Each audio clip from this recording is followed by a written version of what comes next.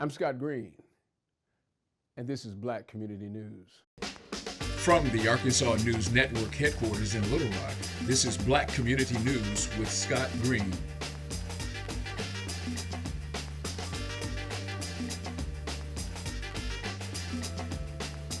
Welcome to Black Community News. A historic moment unfolded in Newport News, Virginia, as the USS Arkansas, a Virginia-class nuclear submarine, was officially christened.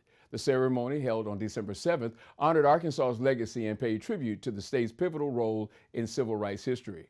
The christening was led by Collada Walls Lanier, one of the Little Rock Nine, who smashed a bottle of sparkling wine against the submarine's hull. Present were Lanier and her fellow Little Rock Nine members, Elizabeth Eckford and Gloria Ray Kalmark, and in their absence, Ernest Green, Terrence Roberts, Minnie Jean Brown Trickey, and posthumously Jefferson Thomas and Thelma Mothershed Ware, the sponsors of the vessel. Their names are permanently etched on a commemorative plate aboard the submarine. The ceremony celebrated the courage of the Little Rock Nine, who helped desegregate Central High School in 1957. Speakers tied this legacy of bravery to the significance of December 7th, the anniversary of the Pearl Harbor attack. Newport News Shipbuilding President Jennifer Boykin highlighted the connection, praising the submarine's spirit of resilience and determination. The event featured remarks from dignitaries, including Newport News Mayor Philip Jones, who shared sentiments from Little Rock Mayor Frank Scott Jr., and Arkansas native Mavis Eccles performing the national anthem. This is the latest naval vessel to carry the Arkansas name, continuing a lineage dating back to the Civil War. The new USS Arkansas SSN 800 is the 27th Virginia-class nuclear submarine. It is expected to launch in 2025 with a crew of approximately 130. From honoring civil rights icons to advancing military innovation, the christening of the USS Arkansas marks a proud moment for the state and the nation. Tensions ran high during the most recent Pulaski County Quorum Court's Agenda Committee meeting, where a controversial piece of legislation known as 24 I-69 sparked heated debate. Critics say the measure could shift too much power to the county judge, leaving some justices of the peace uneasy about its implications. Our field reporter Larry Hicks was there as the discussion unfolded. Mr. Hicks, what can you tell us? Thanks, Scott. It was a contentious evening right here at the Pulaski County Administration Building, and as justices of the peace wrestled with the implications of Ordinance 24 I-69, officially billed as a measure to establish policies for the use of county facilities for commercial purposes. The legislation faced very strong scrutiny, with many JPs expressing concerns about a potential power grab by County Judge Barry Hyde. The measure was introduced by Justice Davis, who made a lighthearted attempt to distance it from its Netflix namesake. But we all know the truth. And the mood in the room quickly turned serious as JPs like Blackwood, McMullen, and Lewison voiced their concern. They argued the ordinance could curtail the autonomy of the sheriff's office and centralize authority under the county judge. Well, despite the pushback, the measure narrowly passed its first vote, but the victory was very short-lived. Following an intense exchange, the County Quorum Court ultimately decided to delay further action on the ordinance until February of next year. Former Circuit Judge Wendell Griffin, who attended the meeting, weighed in, offering what some described as a teachable moment about the potential legal challenges the ordinance could face. As it stands, the delay may signal the ordinance's demise. Some insiders suggest the extended timeline could allow opposition to solidify and potentially doom the measure altogether. So while the measure lives to see another day, its future is anything but certain. Thank you, Mr. Hicks. It's clear the debate over Ordinance 24 I-69 is far from over. We'll keep you updated as this story develops, especially as we approach that February deadline. Dreamgirls, a smash hit Broadway musical that became an Oscar-nominated film, follows an all-girl Motown singing group on the path from obscurity to superstardom in the 1960s and 70s. Along the way, the rising stars must question the price of their success and the meaning of family. It's a whirlwind ride through the highs and lows of showbiz in an era of change in American pop music. This reimagined, immersive experience will transport you to a bustling 1960s Motown recording studio and concert stage with performers and action unfolding all around you. Directed by Kaylin Colbert, December 4th through 21st at Actors Theater, Quapaw Quarter United Methodist Church, 1601 South Louisiana Street in downtown Little Rock. Tickets on sale online now at actorstheaterlr.org. The Metropolitan Housing Alliance's Board of Commissioners are still hoping to sell 2701 Main Street. Soon after the meeting of the Housing Authority's board was adjourned, two members of the Central Arkansas Housing Corporation's board convened for a meeting, but did not adopt the nonprofit's 2025 operating budget in favor of holding an electronic vote at a later date. The two members who attended were Baker Curis, the president of the nonprofit's board, and Quinata Mumford. Jeremiah Russell was absent. Richard Anthony Dick Allen, or Richie Allen, as the media called him early in his career, was the first Black American to play for the Arkansas Travelers in Little Rock, Arkansas in 1963. Allen was born on March 8, 1942 in Wampum, Pennsylvania, the second youngest of 9 children born to Era Allen and Coy Allen, a traveling truck driver and self-employed sanitation worker. The Allens were well known in Wampum because of the athletic talents Allen and his brothers had demonstrated throughout their school years. Though they were one of few Black families in Wampum, a town of 1,000, about 30 miles from Pittsburgh, the Allens experienced discrimination. The Philadelphia Phillies signed Allen in 1960 for $70,000, the highest signing bonus ever paid a Black player at the time. The organization and the Philadelphia media called him Richie, perhaps in an attempt to link him in fans' minds with Philadelphia Stars player Richie Ashburn. Allen had always been called Dick and disliked the Richie nickname. The name controversy later was one of the disputes between him and sports writers. Allen progressed rapidly as a teenager through the Phillies minor league system. By age 20, he was ready for AAA baseball, the final minor league stop before the majors. Philadelphia had a new AAA affiliate in 1963 as baseball returned to Little Rock after a year's absence following the collapse of the Southern Association. The Arkansas Travelers were a new member of the International League and now were classified AAA. As recorded in the Encyclopedia of Arkansas at the time, Little Rock held an infamous place in history because of the 1957 desegregation of Little Rock Central High School. Those events concerned Allen, who had never been to the South, asking Phillies officials not to send him to Arkansas to play, to no avail. In later years, Allen faulted the organization for the little support it provided him in his year in Little Rock.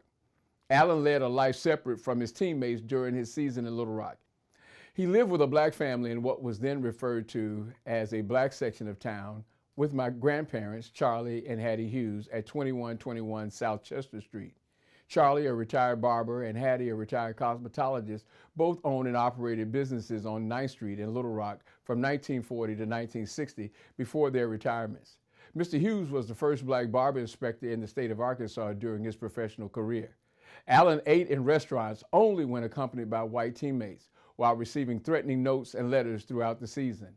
Even during the games, Allen heard racial slurs from the grandstand as he returned to the dugout between innings. Despite this, he led the team in hitting a .290 and the league in home runs, runs batted in, and triples. His 33 homers by a right-handed hitter remained a Traveler record for nearly 40 years. Fans voted Allen the team's most valuable player at the season's end.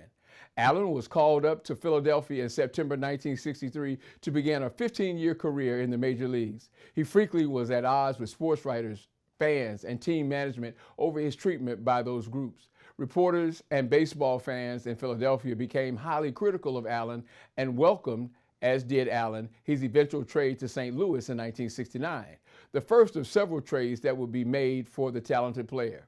Some writers, in reviewing Allen's career in later years, contended that Allen's experiences integrating baseball in Little Rock contributed to these later disagreements. In his biography, Crash, Allen wrote that in Little Rock, two sets of rules existed. one set for the white players and one set for him. In the future, Allen wrote, if there were going to be two sets of rules, he would see to it that the rules governing himself were of his own choosing. Allen was the National League's Rookie of the Year in 1964 and the American League's Most Valuable Player in 1972 when he played for the Chicago White Sox. Allen was selected for the All-Star Game 7 times before retiring in 1977, having played for 6 different teams in his 15-year Major League career. He hit .292 with 351 home runs and 1,119 RBI from 1963 to 77 for Philadelphia, St. Louis, the Los Angeles Dodgers, Chicago White Sox, and Oakland. Allen was 7-time All-Star who was voted the 1964 NL Rookie of the Year and the 1972 AL MVP. In December 2014, Allen missed being elected to the National Baseball Hall of Fame by only 1 vote. Finally, he was elected to Baseball's Hall of Fame Sunday by the Classic Era Committee, receiving 13 of 16 votes. He will be inducted into the Hall of Fame on July 27th. Allen died on December 7, 2020 at the age of 78, where he lived in Los Angeles, California. Marrying prior to beginning his baseball career, he and his wife Barbara had 3 children. The Civil Rights Act of 1964 is often regarded as one of the most transformative pieces of legislation in American history, ensuring protections against discrimination in schools, workplaces, and public spaces. But now, nearly 60 years later, concerns are mounting that this landmark achievement is losing its grip in the face of complacency, political shifts, and a lack of unified advocacy. In communities across the country, the murmurs of concern are growing louder. Activists, historians, and everyday citizens are asking tough questions. Are we at risk of losing the hard-fought gains of the civil rights movement? And if so, who is responsible? We've come a long way, but we can't pretend progress means permanence. If we don't stay vigilant, we'll lose the rights of our parents and grandparents who fought and bled for all of us. Critics argue that a sense of complacency has crept in over the years. Organizations like the NAACP, the SCLC, and others that once led the charge for civil rights are facing criticism for what some see as a lack of urgency in the modern era. The issue isn't just with our institutions, it's with all of us. We've started to assume that civil rights is a given rather than something that must be continuously defended. Some point to the decline in grassroots engagement, while others highlight a lack of unity among Black organizations and leaders.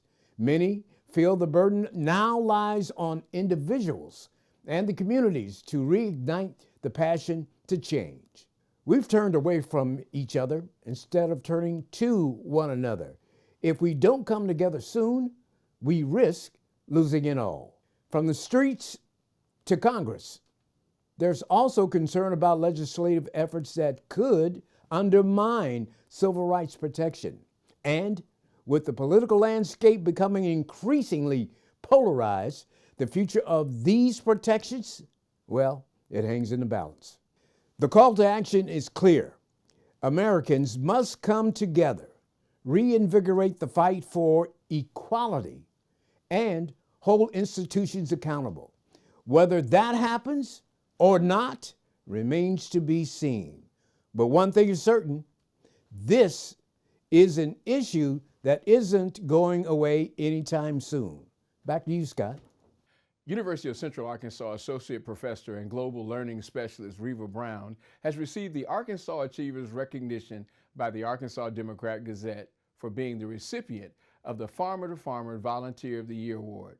Brown was nominated by Windrock International for the award for her work in Senegal in July conducting comprehensive digital marketing training for the members of the economic interest group Kwara Rebe Gure Haji, a women's organization dedicated to producing organic moringa and hibiscus. Reva's 5-day workshops focus on website creation, social media optimization, and digital marketing. When she shared concepts such as the 5 P's of marketing, she would say it in English. Then it was translated to French. And then again, it was translated to Pular, a Fula language spoken in parts of West Africa.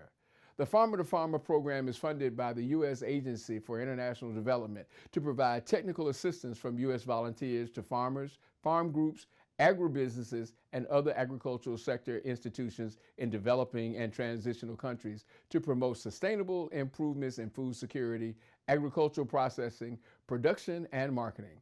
That's it for this edition of Black Community News, your source for empowering information. Until next time, I'm Scott Green.